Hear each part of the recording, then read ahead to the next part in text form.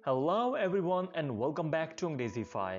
दोस्तों, रोजमर्रा की जिंदगी में हमें मनी या कैश के बारे में बहुत बात करना पड़ती है और अक्सर जो फिक्रा एक यंगस्टर को सुनना पड़ता है वो ये है, कितना कमा लेते हो, how much do you earn. इसका मकसद चाहे कोई रिश्ता ढूंढना हो या चाहे किसी बड़ी महफिल में किसी को तंग करना हो, यह सवाल पूछा जाता है। आज की वीडियो में हम बात करने जा रहे हैं पैसे के बारे में, यानी जो कैश या मनी है उसके बारे में कैसे बात की जाए। अगर कोई चीज़ स्पेंडिंग के बारे में, बोरो करने के बारे में, कर्ज के बारे में, बकाया लेना, उधार लेना, इन सभी को इंग्लिश में कैसे बोला जाता है, ये इस वीडियो में आप सीखने जा रहे हैं। और अगर आप चाहते हैं कि आपको ये सभी सेंटेंसेस और वर्ड्स आपको एक पीडीएफ में मिल जाएं, तो ये वीडियो एंड तक देखते रहिएगा और मैं आपको सिखा दूंगा कैसे इसको डाउनलोड करना है। चलिए बढ़ते हैं अपने लेसन की तरफ। और सबसे पहली चीज जो मैं क्लियर करना चाहता हूँ वो ये है कि कैश और मनी में थोड़ा फर्क होता है। कैश एक एक्चुअल मनी होती है जो आपके पास मौजूद होती है, वो बिल्स या कॉइन्स की सूरत में होती है। और जो मनी होती है उससे मुराद एक जनरल टर्म है, वो आपके अकाउंट में भी हो सकती है, वो आपके किसी के पास भी पड़ी हो सकती है, वो आपके अपने पास भी हो सकती है। ये है इनमें हल्का सा डिफरेंस। अब यहाँ पे आपने एक नया वर्ड बिल देखा होगा। बिल का क्या मतलब है? बेसिकली जिसको हम उर्दू में नोट कहते हैं उसके तीन नाम हैं। इसको नोट भी कहा जाता है, बिल भी कहा जाता है और बैंक नोट भी कहा जाता है। यहाँ पे आपने एक बात पे थोड़ा सा गौर करना है कि जो बिल है ये इंग्लिश कंट्रीज में, यानी यूके, यूएस, कनाडा, इन जगहों पे बिल ज्यादा यूज होता है। लेकिन हमारे एरियाज में जैसे इंडिया, पाकिस्तान, बांग्लादेश, नेपाल, इन एरियाज में नोट वर्ड ज्यादा यूज होता है। और अमेरिका में भी नोट एक्सेप्टेबल है, लेकिन अगर कहीं आपके सामने बैंक नोट या बिल आ जाए तो उसका मतलब भी यही होगा। यहाँ पे आपको हर वर्ड के साथ उसका सेंटेंस भी मिलेगा। जैसे यहाँ पे है, do you have 100 rupees note, do you have 100 rupees note, या do you have 10 rupees note, do you have 50 rupees note. या यहाँ पे नोट की जगह पे आप बिल भी यूज कर सकते हैं, राइट। और अगर कहीं पे ऐसा लिखा हो तो उसका मतलब आप समझ जाइएगा। तुम्हारे पास 100 वाला नोट है, तुम्हारे पास 100 वाला नोट है। अगली टर्म हमारे पास है चेंज या ब्रेक। इसका मतलब होता है पैसे खुले करना। हमारे यहाँ चेंज ज्यादा यूज होता है, लेकिन बाकी कंट्रीज में, इंग्लिश कंट्रीज के अंदर ब्रेक जो है ये एक कॉमन वर्ड है। इसका मतलब है पैसे खुले करना। कैन यू चेंज और ब्रेक 500। हम यूजुअली शॉपकीपर के पास जाते हैं ना कि आपके पास 500 को खुला मिल जाएगा या क्या आप 500 को खुला कर सकते हैं। कैन यू चेंज और ब्रेक 500, ओके। यहाँ पे आप कोई भी अमाउंट लिख सकते हैं। अगला वर्ड है चेंज। अगेन आप सोच रहे हो कि यहाँ पे चेंज क्यों है, तो पिछला जो चेंज है उसका मतलब है कि एक एक्शन करना, यानी वो एक वर्ब है और ये चेंज एक नाउन है। इसका मतलब है कि ये वो अमाउंट है जो हम पूछना चाहते हैं। Do you have change for 5000। क्या आपके पास 5000 का खुला है? पीछे हम बात करें तो क्या आप ऐसा कर सकते हैं, मतलब वहां पे एक एक्शन था, यहाँ पे एक नाउन है। Do you have change for 5000। क्या आपके पास 5000 का खुला है? Can I get change for 5000। क्या मुझे 5000 का खुला मिल सकता है? तो दोनों सूरतों में आप इसको यूज कर सकते हैं। नेक्स्ट वन, अगर हम पूछना चाहते हो कि क्या मुझे इतने इतने वाले नोट मिल सकते हैं।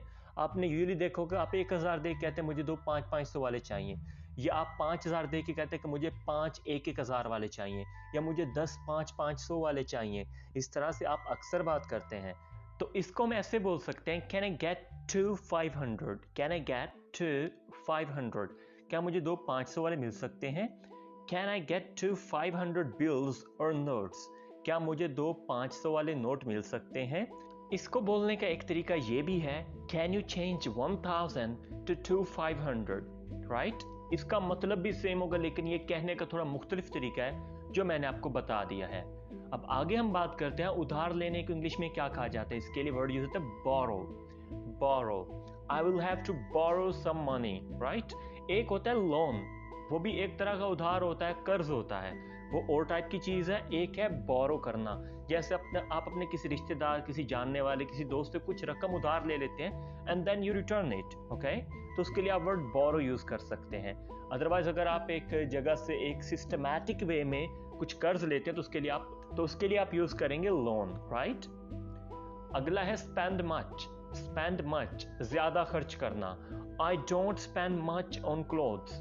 मैं कपड़ों पे ज्यादा खर्च नहीं करता। I don't spend much on clothes. मैं कपड़ों पे ज्यादा खर्च नहीं करता। spend, ये अकेला जो है इसका मतलब है खर्च करना. He spends a lot of money on food. He spends a lot of money on food. वो खुराक पे बहुत पैसा खर्च करता है. वो खुराक पे बहुत पैसे खर्च कर सकता है.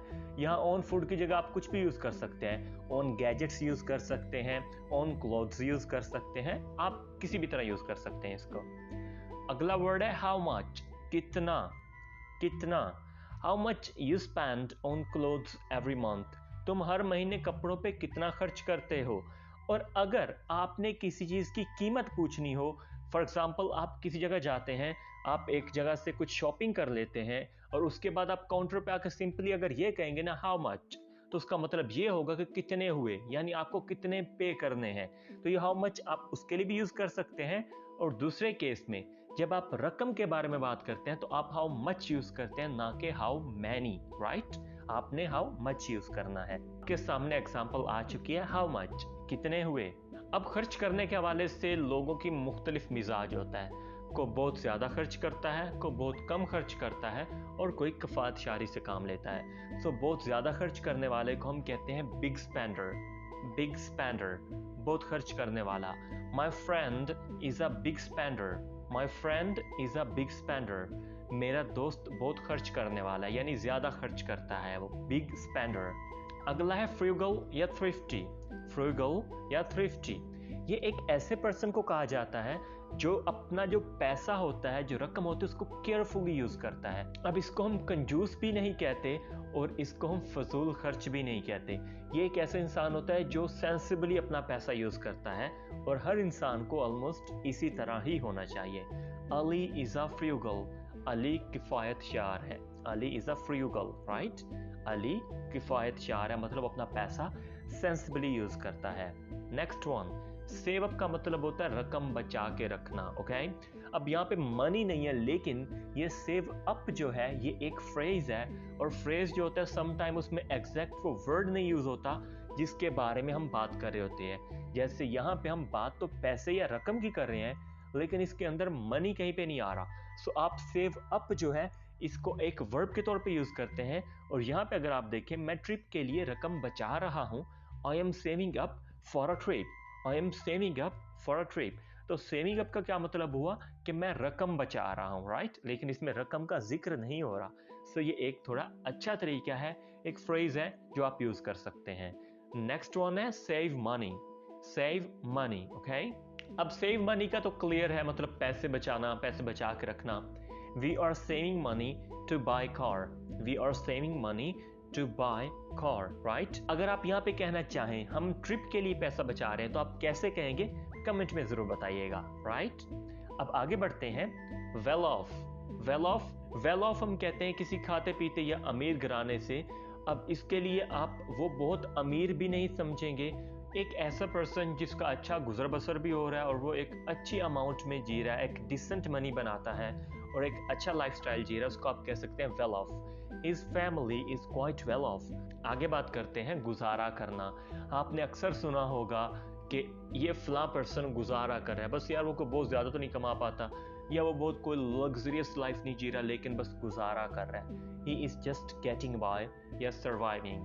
गेटिंग बाय एक अच्छा टर्म है, सर्वाइव भी ठीक है. सर्वाइव मुख्तलिफ मीनिंग के लिए, लेकिन गेटिंग बाय ज़्यादातर यूज होता है इसी सेंस में. He is just getting by, वो बस गुजारा कर रहा है, वो बस गुजारा कर रहा है. आगे बात करते हैं गेट बाय. अगेन गुजारा करना. I don't earn a lot but I get by. मैं बहुत ज़्यादा नहीं कमाता लेकिन गुजारा हो जाता है. I don't earn a lot but I get by. Again इस टर्म को आप किसी और के लिए यूज करना चाहें तो आप कैसे कहेंगे, he does not earn a lot but he get by. वो बहुत ज्यादा नहीं कमाता लेकिन उसका गुजारा हो जाता है. मकरूज होना. इन डेट. इन डेट, एक बात याद रखिएगा, इसको हम डेप्थ नहीं बोलेंगे. अभी अभी प्रोनाउंसिएशन पे मैंने एक लेसन किया, उसके अंदर मैं सिखा रहा था कि इसको कभी भी डेप्थ नहीं बोला जाएगा, ये डेट है. इन डेट. राइट, इसका मतलब होता है मकरूज होना. He is in debt. He is in debt. वो मकरूज है, वो मकरूज है. Next one, pay off. pay off. pay off का मतलब होता है अदा करना, कर्ज अदा करना. राइट, pay off debt या pay off loan, कर्ज अदा करना. he has paid off the debt, वो कर्ज अदा कर चुका है, right? और pay off खास तौर पर उस वक्त यूज़ होता है जब एक चीज़ को हम कहें कि मुकम्मल तौर पे उसको अदा करना, तो उसके लिए हम यूज़ करते हैं pay off. He has paid off the debt. He has paid off the debt, right? Next one, interest. Interest हम कहते हैं सूद को. ये एक ऐसी रकम होती है जो हम जब किसी से लोन लेते हैं या एक पर्टिकुलर काम के लिए कुछ अमाउंट बोरो करते हैं, तो वो कहता है कि यार मैं इस पे इतना इंटरेस्ट लूँगा, यानी जब तक ये रकम आप मुझे रिटर्न नहीं करते, इसमें मंथली इतना इंक्रीमेंट होता रहेगा, राइट? और उसको हम कहते हैं interest. The interest on our car is really high. हमारी कार पे बहुत सूद है, यानी जो सूद है वो बहुत हाई है, बहुत ज़्यादा है. The interest on our car is really high. हमारी कार पे सूद बहुत ज़्यादा है. ओके, सो नेक्स्ट टर्म है ऑन क्रेडिट. इसका मतलब है उधार. ओके, अब जब बात करते हैं उधार की, तो हमने पीछे बोरो भी कहा और ऑन क्रेडिट भी कहा. अब ऑन क्रेडिट एक थोड़ा डिफरेंट तरह का उधार है. ये हम यूजुअली आपने देखोगे दुकान पे जाते हैं या किसी भी इंसान के से जब कुछ खरीदते हैं, तो हम उसको कुछ मनी समटाइम दे देते हैं और कुछ कहते हैं कि हम ये आपको बाद में दे देंगे, वो उधार है. या आप सारी मनी ही बाद में देने का वादा करते हैं, तो वो एक उधार होता है. He refused to give me the laptop on credit. He refused to give me the laptop on credit. उसने लैपटॉप उधार देने से इनकार कर दिया. Okay, next one, bankrupt. bankrupt का मतलब होता है दिवालिया हो जाना, यानी कोई कंपनी जो है मुकम्मल तौर पे मर मिट गई है, बस अब उसके जो बैंक है उसका कर्ज है उसके ऊपर और उसका दिवालिया हो चुका है. His company went bankrupt. His company went bankrupt. उसकी कंपनी दिवालिया हो गई. एक्सपेंसिव या कॉस्टली, ये भी क्योंकि मनी या कैश के बारे में ही बात है, तो इसका मतलब होता है महंगा या महंगी कोई चीज़ होना. This shirt is very expensive या कॉस्टली. ये शर्ट बहुत महंगी है या बहुत ज़्यादा कीमती है, right? This shirt is very expensive. अगली बात करते हैं चीप या इनएक्सपेंसिव की. जो कोई चीज़ सस्ती होती है उसके लिए हम यूज़ करते हैं cheap items never assure quality. सस्ती चीज़ों में मेयार यकीनी नहीं होता. चीप या इनएक्सपेंसिव, इसका मतलब होता है सस्ता या सस्ती चीज़. ओके, सो ये था हमारा आज का लेसन. आई होप ये आपके लिए काफ़ी हेल्पफुल रहा होगा. इन द एंड मैं आपको बताता चलो आप कैसे इस लेसन का पीडीएफ हासिल कर सकते हैं. तो उसके लिए अगर आप अभी डिस्क्रिप्शन में जाएं तो आपको पीडीएफ की हेडिंग के साथ एक लिंक नजर आएगा, उस पर क्लिक करते ही आप इस लेसन का पीडीएफ हासिल कर सकते हैं. अगर ये वीडियो आपके लिए हेल्पफुल रही है, वीडियो को लाइक करें, चैनल को सब्सक्राइब करें और वीडियो को दोस्तों के साथ शेयर जरूर करें. I'll be back with another interesting video. Till then, take care. Allah Hafiz.